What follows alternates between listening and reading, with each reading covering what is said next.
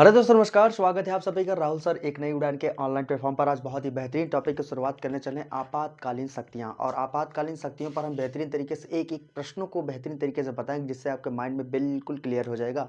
आइए हम चर्चा करते हैं आपातकालीन शक्तियों पर। जो आपातकालीन शक्तियाँ राष्ट्रपति की कितनी होती हैं और क्या क्या प्रावधान है इसमें, क्या क्या क्वेश्चन आपके एग्जाम में बनते हैं।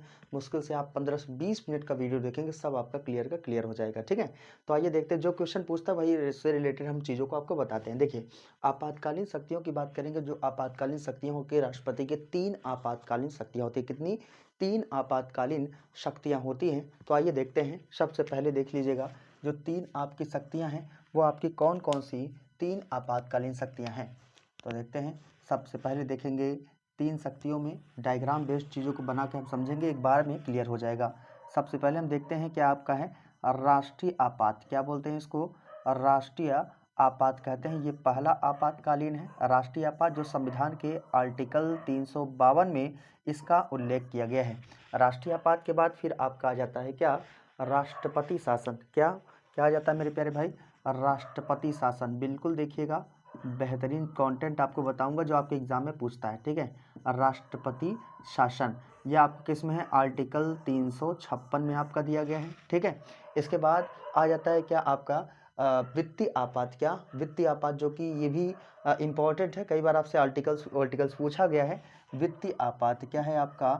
वित्तीय आपात। वित्तीय आपात। ठीक है, अगर क्लियर नहीं दे रहा होगा तो बिल्कुल एक वीडियो और बनाऊंगा अभी, लेकिन चीज़ों को आप समझ लीजिए। ठीक है, तो ये आपका किस में है? आर्टिकल 360 में किसकी बात किया गया है? वित्तीय आपात की बात आपका किया गया है।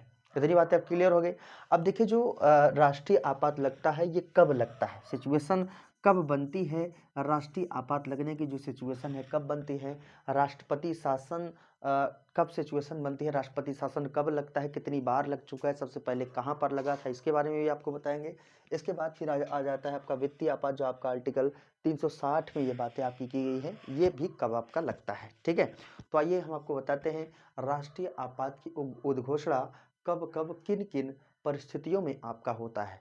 तो राष्ट्रीय आपात की उद्घोषणा की बात करेंगे तो जैसे युद्ध की स्थिति में। कैसी स्थिति में? अगर आपकी बात करेंगे, उद्घोषणा आपका कब होता है? जब युद्ध होता है। क्या भैया? जब युद्ध की सिचुएशन होती है तब आपका आपातकालीन लगता है। युद्ध के साथ साथ एक सिचुएशन और है, जिसे कहते हैं हम क्या? बाह्य आक्रमण या आपका सशस्त्र विद्रोह। दोनों याद रखिएगा, कब कब? युद्ध की स्थिति में, बाह्य आक्रमण की स्थिति में। यहाँ पर मैं लिख देता हूँ बाह्य आक्रमण की स्थिति में, बाह्य आक्रमण की स्थिति में। और एक हो जाता है क्या आपका? सशस्त्र विद्रोह। क्या हो जाता है भैया? सशस्त्र विद्रोह की स्थिति में। सशस्त्र विद्रोह की सिचुएशन में, स्थिति में आपका क्या लगता है? राष्ट्रीय आपात लगता है। इतनी बातें आपको क्लियर हो गई। ठीक है, और राष्ट्रीय आपात यानी कि कौन लगाता है ये आपात? ये आपका राष्ट्रपति लगाता है। ठीक है, संविधान में अगर बात किया जाए तो जो सशस्त्र शब्दावली है, सशस्त्र शब्दावली के स्थान पर जो आप इन शब्दों का, ये देखिए आपका एक दिया है सशस्त्र विद्रोह, है ना। अब इन सशस्त्र विद्रोह को अगर बात किया जाए तो संविधान में इसके स्थान पर आंतरिक अशांति, आप लोग जानते हैं इमरजेंसी, इंदिरा गांधी का जब सरकार चल रहा था उसमें आंतरिक अशांति लगे थे, इमरजेंसी लगा था। ठीक है ना, तो आंतरिक अशांति थी, यानी कि शब्दावली के स्थान पर क्या था भैया? पहले आपका जो सशस्त्र विद्रोह पहले था, यानी कि पहले इसको क्या कहा जाता था भैया? आंतरिक अशांति कहा जाता था। क्या? आंतरिक अशांति कहा जाता था, इमरजेंसी। अब इसको क्या कहा जाने लगा भैया? अब इसको क्या कहा जाने लगा? सशस्त्र विद्रोह कहा जाने लगा। ठीक है, देखिए आंतरिक अशांति की बात करेंगे। जो आंतरिक अशांति है, एक संशोधन हुआ था, और ये संशोधन कौन सा है आपका? 44वां संविधान संशोधन। आपको याद होगा यार, बहुत ही बेहतरीन आपकी ये संशोधन आपसे कई बार पूछा भी गया है। कौन सा संशोधन है भैया? आपका 44वां संविधान संशोधन। 44वां संविधान संशोधन। ठीक है, 44वें संविधान संशोधन के तहत क्या किया गया है? 44वें संविधान संशोधन के तहत इसे आंतरिक अशांति के स्थान पर सशस्त्र विद्रोह शब्द का इसमें प्रयोग आपका किया गया। ठीक है, तो ये रही आपकी क्या, राष्ट्रीय आपात। तो राष्ट्रीय आपात के बारे में इतनी चीज़ें आप याद रखना। अब राष्ट्रीय आपात के बारे में कुछ इंपॉर्टेंट कंटेंट आपको बता देते हैं क्या पूछता है। ठीक है, तो पूछेगा कि जो राष्ट्रीय आपात है वो राष्ट्रीय आपात अभी तक कितनी बार लग चुका है, ये भी क्वेश्चन आपसे बन चुका है। और पूछता भी आपसे कि राष्ट्रीय आपात आपका कितनी बार आपका लग चुका है। तो भैया 3 बार। कितनी बार लग चुका है भैया, 3 बार। 3 बार आपका लग चुका है। क्या 3 बार आपका क्या लग चुका है, राष्ट्रीय आपात 3 बार लग चुका है।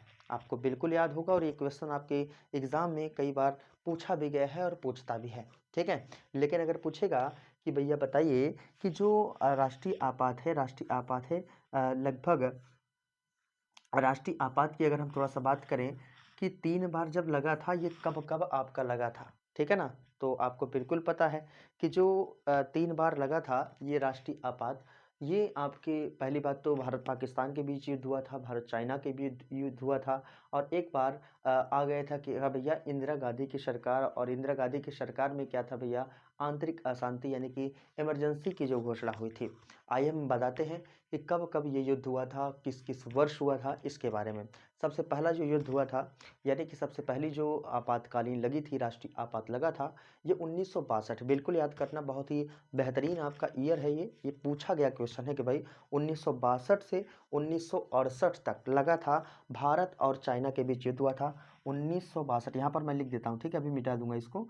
1962 से 1968 तक लगा था क्या, सबसे पहली बार आपातकालीन। और ये किसके किसके बीच हुआ था, भारत और चाइना के बीच युद्ध हुआ था, और उसी बीच भारत और पाक के बीच भी युद्ध हो गया था। किसके बीच भैया, भारत और पाक के बीच भी युद्ध हुआ था, और इसीलिए 1962 से 68 के बीच पहली बार क्या लगा था, आपातकालीन यानी कि राष्ट्रीय आपात लगा था।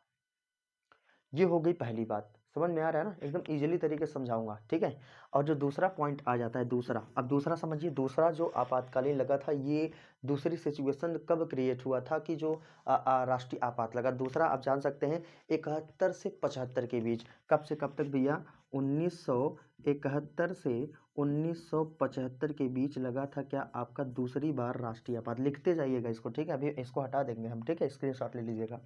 इसके बाद देखिए ये 71 से 75 के बीच क्या हुआ था, भारत और पाक के बीच युद्ध हुआ था।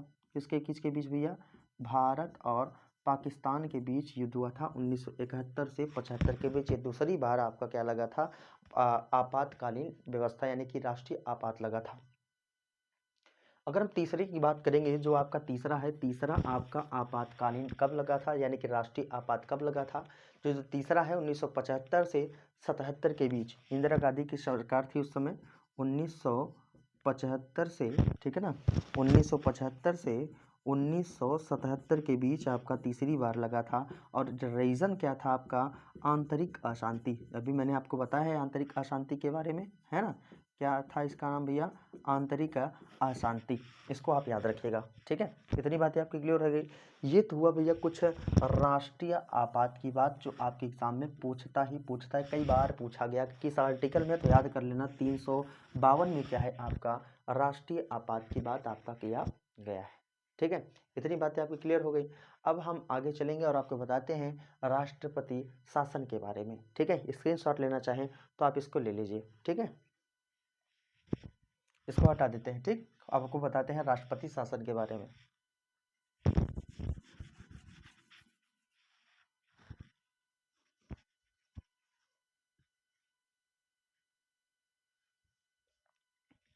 आइए देखिए, हमने आपको बताया राष्ट्रीय आपात के बारे में। ठीक है, अब हम आपको बताते हैं क्या, राष्ट्रपति शासन के बारे में। देखिए, जो राष्ट्रपति शासन है ये किस में दिया गया है, आपका आर्टिकल 356 में दिया गया है।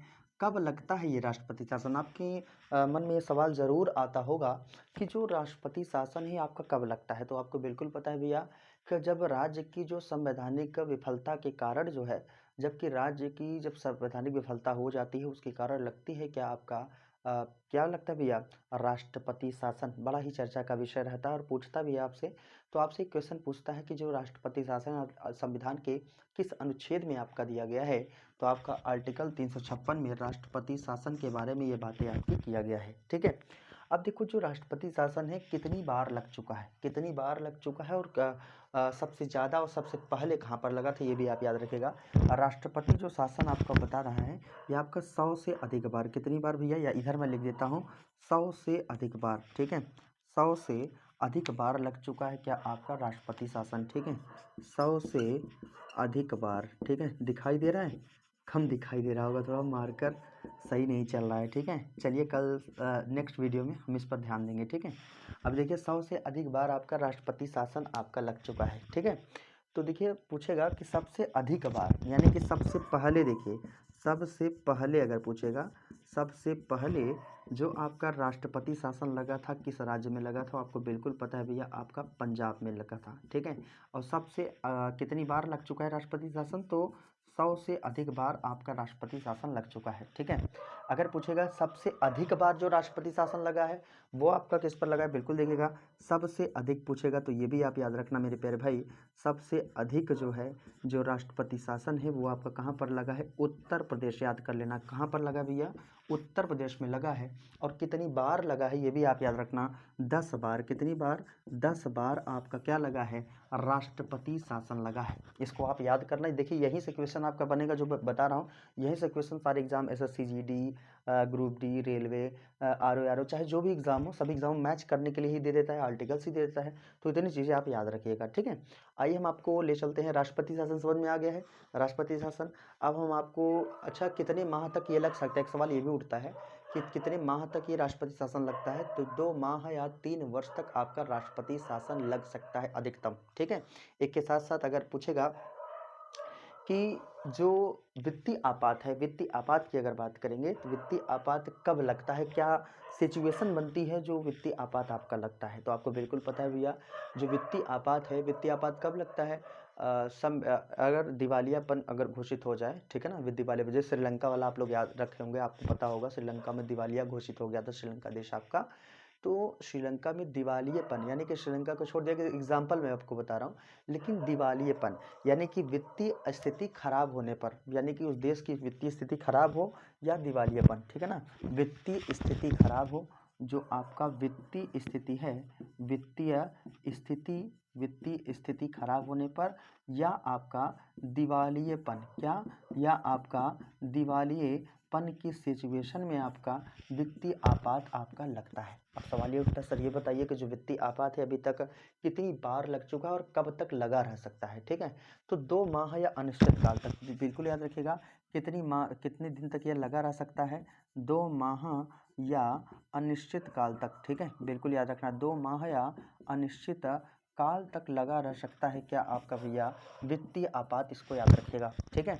लेकिन एक सवाल ये भी उठता है, बताओ भैया राष्ट्रीय आपात कितने दिन तक लग सकता है, ये भी सवाल आपसे पूछता है, ये पूछा गया सवाल है भैया, कितने दिन तक आपका रह सकता है, 1 माह या अनिश्चित काल, ये भी आप याद रखना, ये भी क्वेश्चन आपसे पूछ सकता है, 1 माह या अनिश्चित काल, ठीक है, 1 माह या अनिश्चित काल तक जो है लगा रह सकता है क्या भैया राष्ट्रीय आपात, ठीक है। तो इतनी चीज़ें आपकी क्लियर हो गई, तो ये रही आपकी कुछ आपातकालीन शक्तियाँ, आपातकालीन शक्तियों के बारे में, और फुल डिटेल के बारे में जानकारी अगर लेनी हो तो बिल्कुल ऐसे चैनल से जुड़े रहिएगा। आगे हम वीडियो ऐसे ही आपको प्रोवाइड करते रहेंगे, एक से बढ़कर एक डिटेल में चीज़ों को हम समझाते रहेंगे, आप बेहतरीन तरीके से चीज़ों को, बस कंटेंट को नोट करते जाइएगा, वही चीज़ें बताऊँगा जो आपके एग्जाम में आता है, ठीक है। तो सभी प्यारे स्टूडेंटों को जुड़ने के लिए बहुत बहुत धन्यवाद। वीडियो को लाइक करिएगा, शेयर करिएगा, लोगों तक पहुँचाइएगा, चैनल को सब्सक्राइब जरूर से ज़रूर करिएगा, ये आपका काम है, ठीक है। हमारा काम है आपके प्रति मेहनत करना, और आपका काम है चैनल को सब्सक्राइब करना, लोगों तक पहुंचाना, ठीक है। तो चलिए दोस्तों यहीं पर टॉपिक को समाप्त करते हैं, फिर हम एक से बढ़कर एक ऐसे पॉलिटिक भी टॉपिक लेते आएंगे। और ये बता दूं, सुबह में मॉर्निंग में 6 बजे आपकी करंट अफेयर की वीडियो अपलोड हो जाएगी, एक पॉलिटी का वीडियो दे दूंगा, ऐसे GS की प्रैक्टिस भी हम बेहतरीन तरीके से आपको कराते हुए आपके पूरे सिलेबस को खत्म कर देंगे। हमारे प्यारे स्टूडेंट, कैसा लगा वीडियो जरूर बताइएगा, और फिर मिलते हैं आपसे नेक्स्ट वीडियो में आपके अपने चैनल राहुल सर एक नई उड़ान चैनल में, ठीक है ना। मिलते हैं नेक्स्ट डे, तब तक के लिए दोस्तों जय हिंद, गुड बाय।